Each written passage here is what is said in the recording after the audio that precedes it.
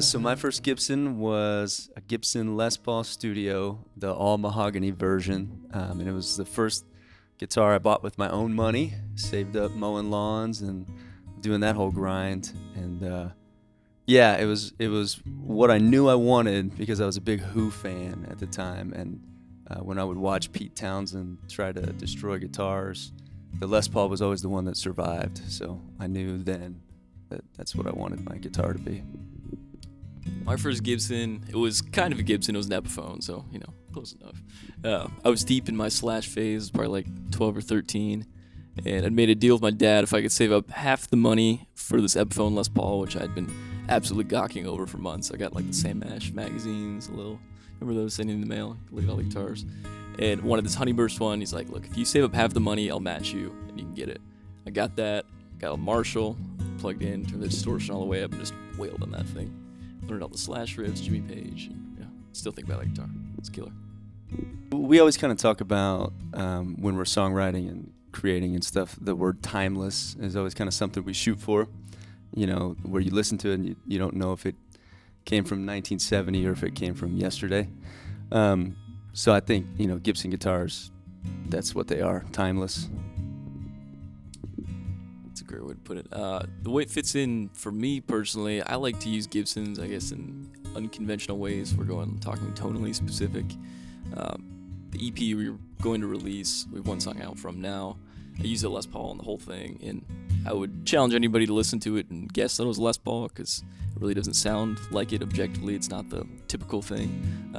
So I love the versatility of them, and I like to use them in the ways that maybe the first choice wouldn't be for most people. I guess it's not the banging with distortion. You can use it as like a high fidelity instrument, but it always delivers no matter what.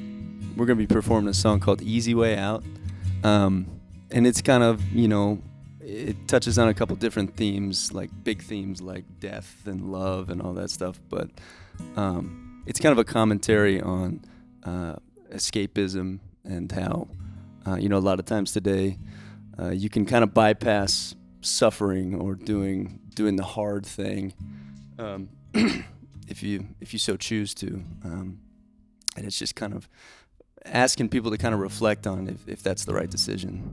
This song is our first song that we've released with co-production from our hero Tom Bukovac, session man Tom Bukovac, and Mills Logan doing the engineering.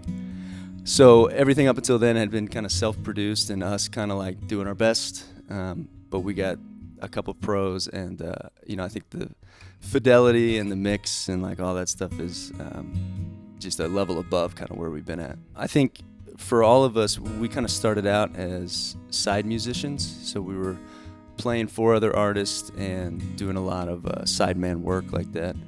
So, no pun intended, but instead of taking the easy way out and continuing that kind of journey where we could have not had to put our name on the line, not had to, put our name on the marquee and just kind of coast by, we all kind of found each other and said, this is something kind of worth pursuing.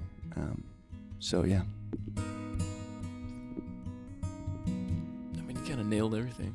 Yeah. Kind of early on in our process, we got a little obsessed with kind of maybe sounding like the smartest band or sounding like the coolest band or, being like utterly innovative and doing things so unconventionally that it's, unique or avant-garde. But I think what we really want to do is we want to just be better hunters of emotion lately, and not fight so much against ourselves in what it is we're doing, right? Because people don't care if you're smart or if you're, playing the hardest riff or whatever. They just want to feel something, and I think we're all trying to be a little more present and aware of that as we go forward. Use your hands instead of something new. You dig your head into the sea. You found the easy way out. It's hard to get back in. You found an easy way